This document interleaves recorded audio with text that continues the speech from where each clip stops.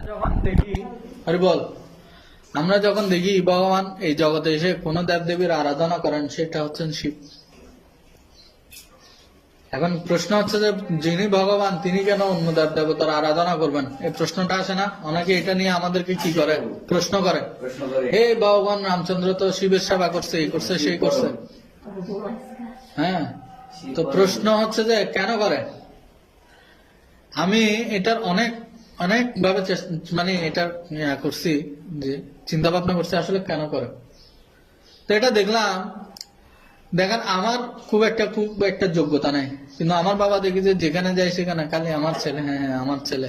এটা যারা আমার বাবাকে দেখছে তারা জানে আমার ছেলে আমার ছেলে। হ্যাঁ, এমন কোন জায়গা না, ওনার অফিস থেকে শুরু করে উনি যেখানে যেখানে যায় না উনি ওনার ছেলের প্রশংসা করে। তোমার রামে তো রাবণ রে মারছে। শুনেন না, আমি দুর্গা আরাধনা করি শেষ করি। এটা অরিজিনাল রামায়ণ নাই, এটা কীর্তিবাসী রামায়ণ আছে, বাঙালি রামায়ণ।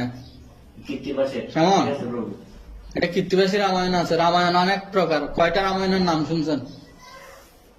আমরা অনেকে তুলসী রামায়ণ একটা আছে, বাল্মীকি রামায়ণ একটা আছে, কীর্তিবাসী রামায়ণ একটা আছে, আবার সাউথ ইন্ডিয়ান নিতে কিছু রামায়ণ আছে।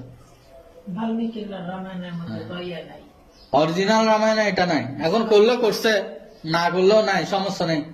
তা আমি বলতেছি কেন করতেছে, আগে সেটা শুনেন তারপর বলবেন যে কেন কেন করতেছে। তো আমি এটা কেন বোঝাতে চাইলাম আপনাদেরকে, আমার বাবা আমার এত প্রশংসা করে। বাবারা খুব খুশি হয় যখন তার সন্তান প্রশংসিত হয়। ঠিক আমাদের সকলের পিতা হচ্ছেন কে? এবং শিবজি হচ্ছেন বৈষ্ণবানাম যথাসম্ভব, তিনি হচ্ছেন শ্রেষ্ঠদের মধ্যে শ্রেষ্ঠ। উনি শুধু বৈষ্ণবদের মধ্যে শ্রেষ্ঠ, উনি দেবতাদের মধ্যে সর্বশ্রেষ্ঠ, দেবাদিদেব। হ্যাঁ, উনি সবার মধ্যে শ্রেষ্ঠ, সমস্ত সৃষ্টির মধ্যে উনি শ্রেষ্ঠ। তাই যখন ভগবান কাউকে মডেল করছেন, যখন ভগবান দেখাচ্ছেন যে কিভাবে আরাধনা করতে হবে, কিভাবে সেবা করতে হবে, তখন ভগবান তার শ্রেষ্ঠ ব্যক্তিটাকে কি করেছেন, আমাদের সবার সামনে উপস্থাপন করেছেন। আমার কথা বোঝা যাচ্ছে? তাই ভগবান কাকে আরাধনা করছেন? শিবজিকে আরাধনা করছেন।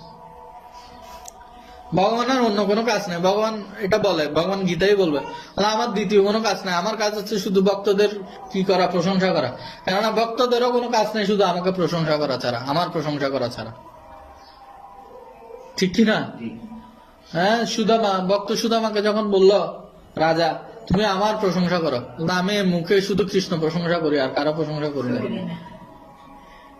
ঠিক কিনা? এটাই হচ্ছে নিয়ম।